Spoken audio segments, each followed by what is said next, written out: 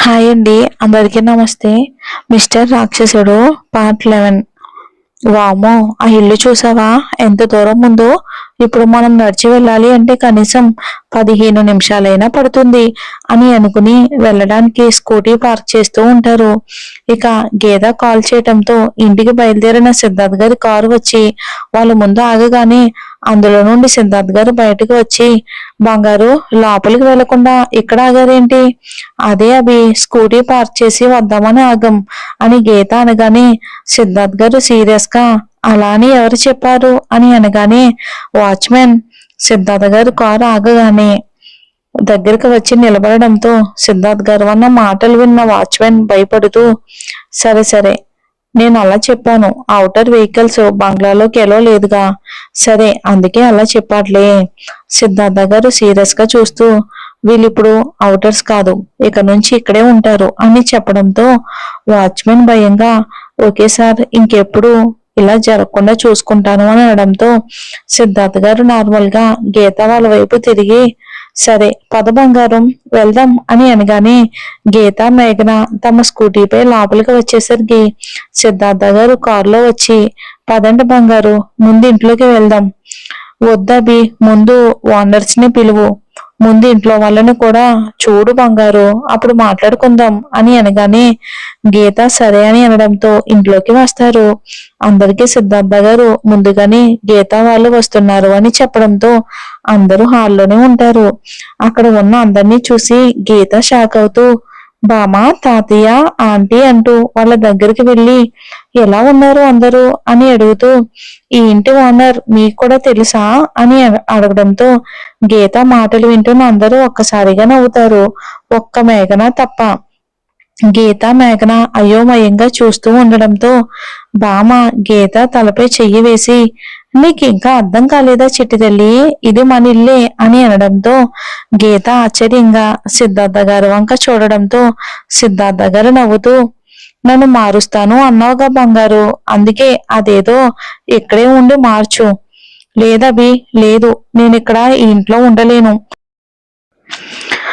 నేను రోజు వచ్చైనా కలుస్తాను గాని ఇక్కడ మాత్రం ఉండలేను అని గీత అనడంతో, నువ్వు ఉండేది హాట్ హౌస్ లోనే కదా తల్లి, అందులో నీకు ఇబ్బంది ఏముంది అని బామ్మ అనగానే గీత, లేదు బామ్మ, లేదు, నేను చేసిన సహాయాన్ని గుర్తు పెట్టుకుని మీరు ఇలా అనడం, అసలు నాకు ఇలా ఉండడానికి నా మనసు ఒప్పుకోదు అని అనగానే దానికి సిద్ధార్థ గారు బాధపడుతూ, నువ్వు నన్ను కాపాడ్డావు అని నిన్ను ఉండమనడం లేదు బంగారు, నేను నా కూతుర్లా అని ఎప్పుడూ అనుకుంటున్నాను కాబట్టి నేను ఉండమంటున్నాను.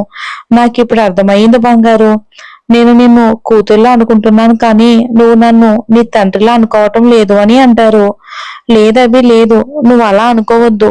మిమ్మల్ని చూస్తే నాకు కూడా ఇలాంటి ఫ్యామిలీ ఉంటే బాగుండు అని ఎన్నోసార్లు అనుకున్నాను. మరి ఇంకేంటి చిట్టి తల్లి నీ బాధ?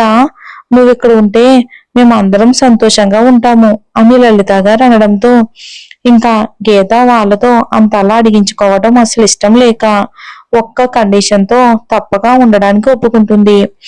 గీత మేఘన ఆ ఇంటికి ఎంత రెంట్ పడుతుందో అంతా పే చేసి ఉంటాము అని అనడంతో అందరికీ గీత అలా రెంట్ పే చేయటం ఇష్టం లేకపోయినా సరే మళ్ళీ వద్దు వద్దు అంటే గీత ఒప్పుకోదు కాబట్టి సరే అనక తప్పలేదు.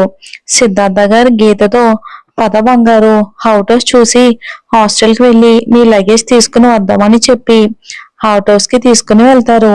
ఆ ఇంటిని చూసి గీత అలా ఉండిపోతుంది. సిద్ధార్థ గారు గీత మేఘని కదిలించి లోపలికి వెళ్ళాక ఆ ఇంటిని చూస్తూ ఉంటారు. మీడియం సైజ్ హాలు, చిన్న కిచెన్, ఒక పెద్ద బెడ్రూమ్, చాలా అందంగా ఉంది. అడగడం మర్చిపోయాను, ఇల్లు ఎలా ఉందరా అని అడుగుతారు సిద్ధార్థ గారు. సూపర్ గా ఉంది అని చెప్పి ఇల్లు మొత్తం చూసి అన్ని సామాన్లు ఇంకా లగేజ్ తెచ్చుకోవడానికి బయలుదేరతారు. దారిలో గీత, అభి, నేను అడగడమే మర్చిపోయాను, నువ్వేం చేస్తావు అసలు అని ఏదో సిబిఐ ఆఫీసర్లా ఫీల్ అవుతూ అడుగుతుంది. దానికి సిద్ధార్థ గారు నవ్వుతూ, నేను కూడా నాకు నచ్చినప్పుడే చెప్తా బంగారు అని అనడంతో, Abhi, you are an copy paste, నా డైలాగ్ నాకే చెప్తున్నావా?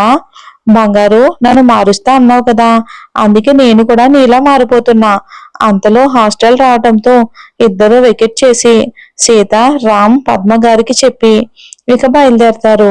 అలా స్టార్ట్ అయిన తర్వాత మధ్యలో గీత సడన్ గా కారు ఆపమనడంతో సిద్ధార్థ గారు ఆపి, ఏమైంది బంగారు, ఎందుకు ఆపమన్నావు?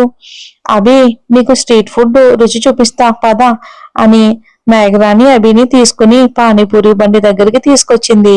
బంగారు, ఇక్కడ ఇదా అని ప్రశ్నార్థకంగా అడగడంతో ఆ అవును ఇక్కడే, ఇక్కడ పానీపూరి చాలా బాగుంటుంది, తిందాం పద అని అంటుంది. ఇక అవి తిని చాలా సంవత్సరాలు అవటంతో హ్యాపీగా ఫీల్ అవుతూ ఆయన కూడా తింటారు పానీపూరిని. పానీపూరి తిని ఇంటికి వచ్చిన గీత మేఘన లగేజ్ పని వాళ్ళతో పెట్టించి, ఇంకేం వంట చేసుకుంటారు బంగారు, ఇక్కడ తిందురు రండి అని సిద్ధార్థ గారు అంటే గీత, మేఘన ఒకేసారి వామ్మో ఇక తినడం మా వల్ల కాదు అని సిద్ధార్థ గారు ఎంత చెప్పినా వినకుండా గుడ్ నైట్ చెప్పి వెళ్తారు. నిజానికి అవి తిన్న తర్వాత తనకు కూడా ఆకలిగా లేకపోవడంతో వాళ్ళు చెప్పిన దానికి ఓకే అని బంగ్లాలోకి వెళ్ళిపోయారు. వీళ్ళు హాస్టల్కి వెళ్ళిన తర్వాత ఇంటికి వచ్చిన విరాజ్ కి ఇంట్లో వాళ్ళ మామ ఎక్కడా లేకపోవటంతో వాళ్ళ అమ్మని అడిగి, అమ్మా మామ ఎక్కడా, నేను రూమ్ లో చూసాను లేరు, ఆఫీస్ నుంచి ఎప్పుడో వచ్చారు, డాడీ చెప్పారుగా. హా అవును చిన్న, మీ మామ ఎప్పుడో వచ్చారు వెళ్ళారు కూడా, ఎక్కడికి అని విరాజ్ అడగడంతో గీత వాళ్ళతో వెళ్ళిన విషయం చెప్తారు లలిత గారు. మా తను ఏమనుకుంటుంది, మామ ఏవైనా డ్రైవరా, అయినా వాళ్ళకి హెల్ప్ చేయాలి అనిపిస్తే డ్రైవర్ ని పంపించాలిగా, ఈ అమ్మాయి బాగా లీడ్స్ తీసుకుంటుంది అని అనగానే అప్పుడే అక్కడికి వచ్చిన సిద్ధార్థ్ గారు, మనం ఇచ్చినా తను తీసుకోదు చిన్న అని అనడంతో విరాజ్ వాళ్ళ మామ వైపు చూస్తాడు. అవును చిన్న, మనం ఇచ్చినా తను తీసుకోదు, హౌస్ లో ఉండడానికి రెంట్ తీసుకుంటాను అంటేనే ఉంటాను అంది. నిన్ను వెళ్ళిన ఐస్ క్రీమ్ పార్లర్ దగ్గర కానీ, ఈ రోజు మేము వెళ్ళిన దగ్గర కానీ తనే మనీ ఇచ్చింది. అవి మనకు చిన్నవే అవ్వచ్చు కానీ అవి తన సెల్ఫ్ రెస్పెక్ట్ ని తెలియచేసే విషయాలు. నిజానికి తను ఇక్కడికి వచ్చే వరకు ఇల్లు మనదని కూడా తెలియదు. ఇక ఇవన్నీ తను నన్ను కాపాడింది అని చెప్పడం లేదు, నువ్వు తనని తప్పుగా అర్థం చేసుకోకూడదు అని చెప్తున్నా నాన్న అని విరాజ్తో అని లోపలికి వెళ్ళబోతూ ఉంటే విరాజ్, మామ ఇంకెప్పుడు అలా అనను అని అనడంతో సిద్ధార్థ గారి స్మైల్ తో, నాకు తెలుసు చిన్న, నేను అలా ఎవరికో డ్రైవర్లా వెళ్ళటం నీకు నచ్చలేదు, అందుకే ఆ బాధ ఇలా చూపిస్తున్నావు అని సిద్ధార్థ్ రూమ్ లోకి వెళ్ళబోతూ ఉంటే, మామ మీరు ఇంకా డిన్నర్ చేయలేదు అని విరాజ్ అనడంతో నేను ఈ రోజు బయట తినేసా చిన్న అని చెప్పి వెళ్తారు. ఇక అందరూ సైలెంట్ గా డిన్నర్ చేసి వెళ్ళాక విరాజ్ తన రూమ్ లోకి వెళ్తూ రంగమ్మ అని పని మనిషిని పిలిచి మామకి ఇంకా హౌస్ లో ఉన్న వాళ్ళకి పాలు పంపించు అని చెప్పి తన రూమ్ లోకి వెళ్ళిపోయాడు. రంగమ్మ సరే బాబు అని చెప్పి ముందు సిద్ధార్థ్ గారికి ఇవ్వడానికి ఆయన రూమ్ కి వెళ్ళి ఇచ్చేస్తూ ఉంటే సిద్ధార్థ్ గారు మిగిలిన 2 గ్లాసులు చూసి అవి ఎవరికి అని అడిగాడు. రంగమ్మ, విరాజ్ బాబు మీకు ఇంకా హౌస్ లో ఉన్న అమ్మాయిలకి ఇవ్వమని చెప్పాడయ్యా. నాకు తెలుసు విరాజ్, నువ్వు నీకంటే నీ చుట్టుపక్కల ఉన్న వాళ్ళ గురించి ఎక్కువగా ఆలోచిస్తావు అనుకుని నిద్రపోతారు హ్యాపీగా. ఇక హౌస్ లోకి వెళ్ళిన రంగమ్మ, గీత, మేఘన ఆ రోజు జరిగిన వాటి గురించి మాట్లాడుకుంటూ పడుకునే టైంకి ఎవరో డోర్ కొట్టడంతో ఎవరా అని తలుపు తీసిన గీతకి రంగమ్మ కనిపించడంతో ఏంటక్క అని అడుగుతుంది.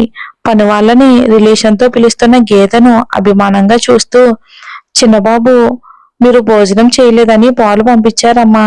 ఓ అవునా, ఇంతకీ ఈ చిన్నబాబు ఎవరు అని అనుకుంటూ గీత పాలను చూసి మొహం వికారంగా పెట్టింది. ఇక గీత, నన్ను గీత అని పిలవండి అక్క పర్వాలేదు అంటుంది ఒక గ్లాస్ తీసుకుని. అదేంటి గీతమ్మా అని రంగమ్మ అడిగితే, ఈ దెయ్యం పాలు తాగదు అని మేఘన చెప్పడంతో ఇక రంగమ్మ అక్కడి నుండి వెళ్ళిపోతుంది. ఇద్దరు ఎవరో ఈ చిన్నబాబు అని అనుకుంటూ పడుకుంటారు. రూమ్ కి వెళ్ళిన విరాజ్ గీత వాళ్ళ గురించి అలా మాట్లాడినందుకు ఫీల్ అవుతూ పడుకుంటాడు. వాళ్ళ ఇంట్లో ఉండేది గీత అని తెలిస్తే బాబు రియాక్షన్ ఏంటో. మాంస లాంటి వాళ్ళు కొంతమంది ఉంటారు, తమకి నచ్చినది చెప్పలేక అందరి ముందు ధైర్యంగా బయటపడలేక ఉండేవాళ్ళు ఉంటారు. అంతేగాని వాళ్ళది చీప్ క్యారెక్టర్ అని మాత్రం కాదు. వాళ్ళు వెనుకే ఉండి ధైర్యం చెప్పేవాళ్ళు ఉంటే వాళ్ళు కూడా ముందుకు వెళ్తారు. ఇది ఇప్పుడు ఎందుకు చెప్తున్నాను అనుకుంటున్నారా? అంటే మానస క్యారెక్టర్ ను తప్పుగా అనుకోకూడదు అని చెప్తున్నాను. ఇక తెల్లవారుగానే విరాస్ జిమ్ ఏరియాకి వెళ్తాడు.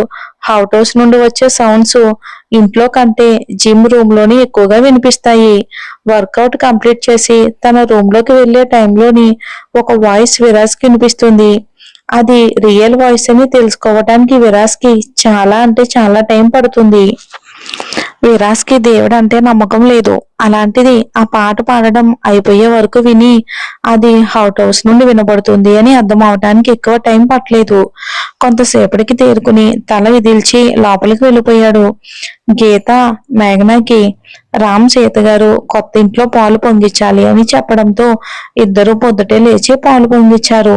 ఆ ప్రసాదాన్ని దేవుడి దగ్గర పెట్టి మేఘ గీతని ఏదైనా పాట పాడమని చెప్పడంతో ఇక గీత శుద్ధ బ్రహ్మ పరాత్మ రామ అంటూ పాట పాడుతుంది. విరాజ్ విన్న పాట గీత పాడింది అన్నమాట.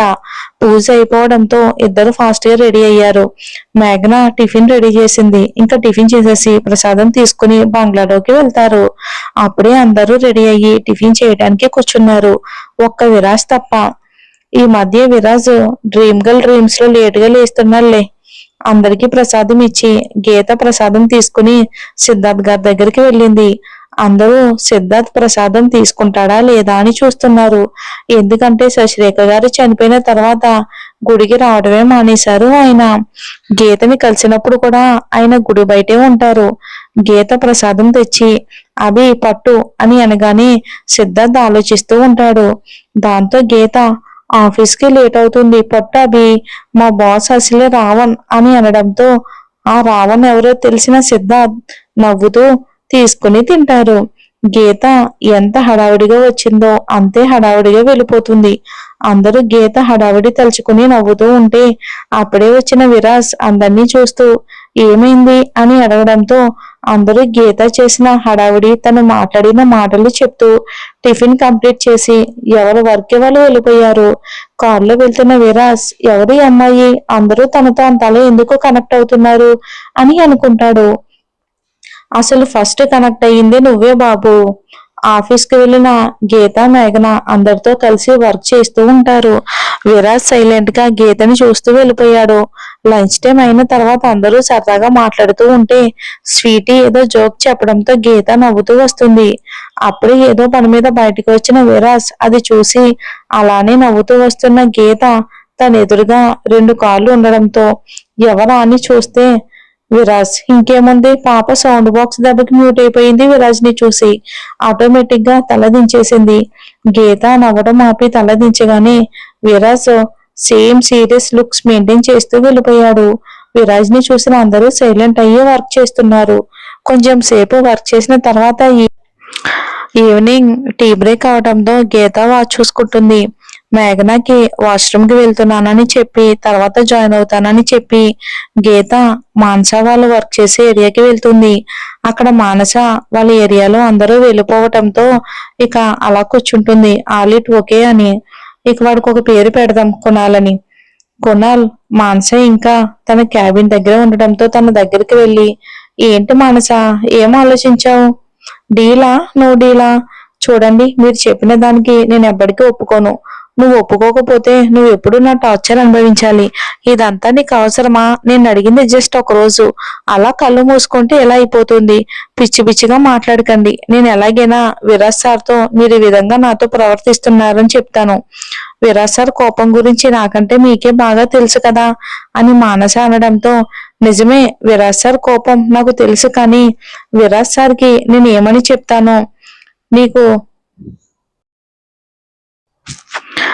నీకు నిన్నే చెప్పాను కదా, సీసీ కెమెరాల్లో రికార్డ్ అయ్యి అందులో నేను టచ్ చేసినా నువ్వు కామ్ గా ఉన్నావు అని.